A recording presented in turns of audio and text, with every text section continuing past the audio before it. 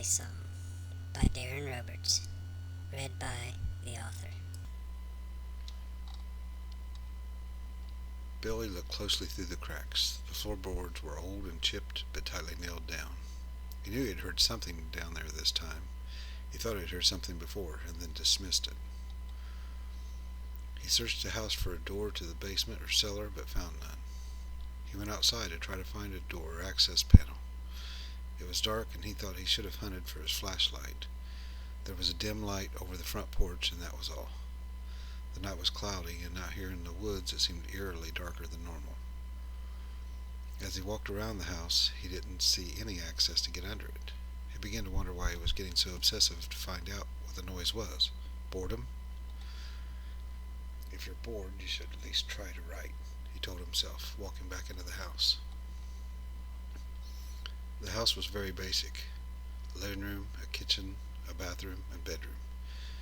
A few very small closets and a loft over the back half of the house. The living room had high vaulted ceilings, an old fireplace, and a few pieces of dusty antique furniture. There was no phone or even cell service. There was an old TV, but Billy couldn't pick up anything on it. He thought it looked like the first TV ever made. His uncle had given him the keys over 3 months ago and told him no one had lived there for a long time. It still had running water and electricity. It had set on over 100 acres, most of them wooded. There was a small yard around the house with the exception of a large field on the back side, a tattered barn leaning bad to one side on the left, and an old outhouse to the right. Billy was here for a reason. His band was going to be in a recording studio soon, and they wanted to find a place they could practice as loud and as late as they wanted. Everyone else had jobs and wouldn't be there until Friday night. Billy had been laid off from working in a cabinet factory and decided to come a few days early and work on writing some new songs. He had loaded up on food, mostly canned stuff, beer and soda and cigarettes. He was really hoping to have a couple of songs ready to go when the others got there Friday, but it was going very slow. The fact that he had no distractions, just total isolation, that was somehow very distracting to him. He considered writing about that. He had fallen asleep thinking about that when the noise woke him up. Another noise caught his attention now, distant thunder. He started looking through his bag and boxes to find his flashlight. He knew he brought one, but had forgotten batteries. He hoped the ones in it were good in case the power was to go out. He considered riding out the storm in the middle of nowhere or driving 45 minutes back to Kingsport. He knew he would stay even before he found the flashlight. He tried it, and the battery seemed good.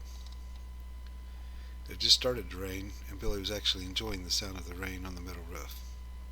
He could also smell the foul smell of the paper mill a few miles away. Sometimes, like now, it seemed stronger. The paper company had thousands of acres of forest that bordered his uncle's smaller one. Billy wondered how far away was his nearest neighbor. The noise directly below him made him jump. He grabbed a flashlight and started looking between the floorboards again. Gotta be an animal, he thought.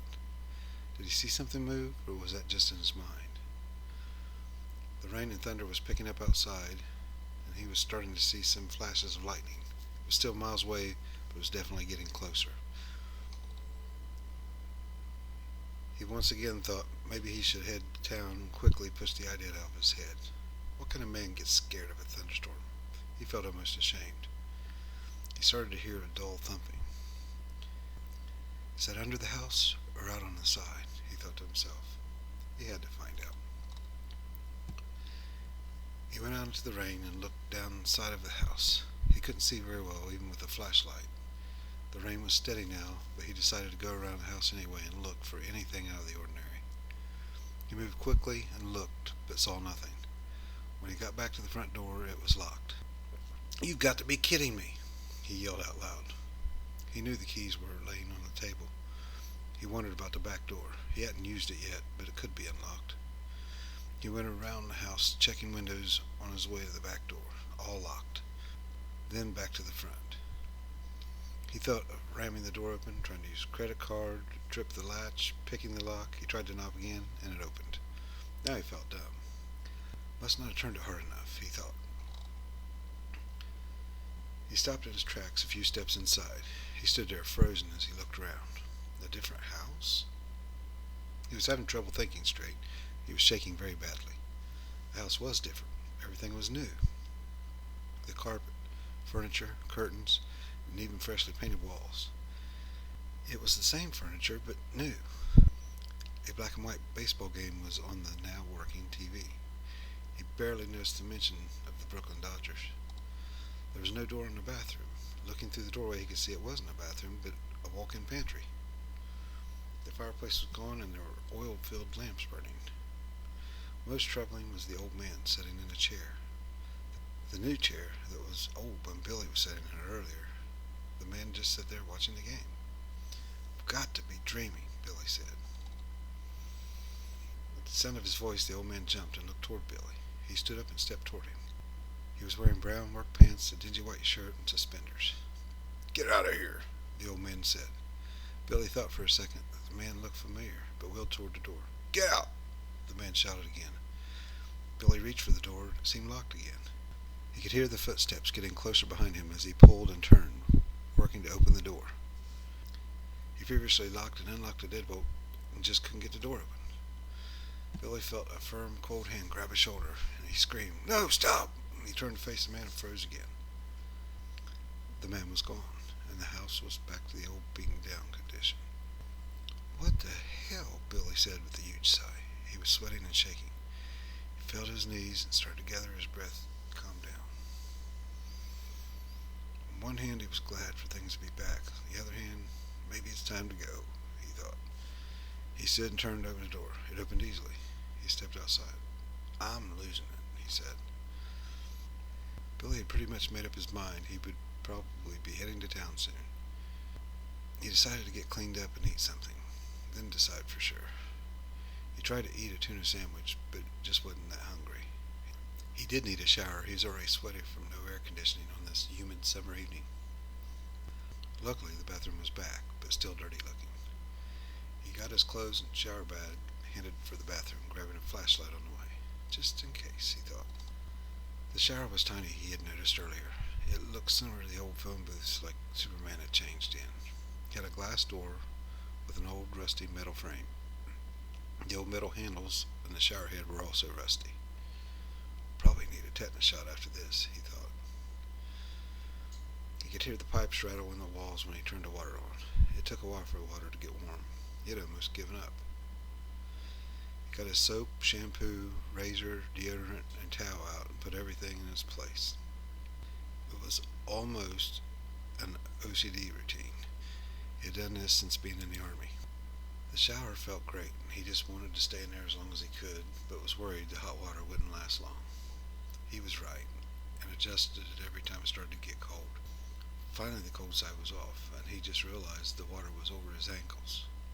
"Damn drain," he said. "Figures." He reached to turn the hot side off, and now it wouldn't turn. "Does anything in this house work right?" he yelled. He turned harder, still nothing. When he tried to open the door, it wouldn't budge. He hit it with his shoulder, hoping not to break the glass, but nothing. The water was not only cold now, but up to his knees. There was no doubt leaking out on the floor, he thought. He tried to get out of the way of the cold water, but the shower was too small. Again, he tried as hard as he could to turn the handle. He felt it move a little bit, and then snap. It broke off in his hand. Water sprayed sideways from where the handle was. Panic set in. Water was nearing his waist, and he was shaking from being so cold. He decided he had to break the door. First, he tried hitting it with the shampoo bottle. It didn't work. He lowered his shoulder hard into the door, preparing for the glass to shatter. It didn't break. He quickly thought he could get the handle off the cold side and use it to turn the hot side off. As he reached for the handle, it turned itself on, intensifying the freezing cold water. He grabbed it.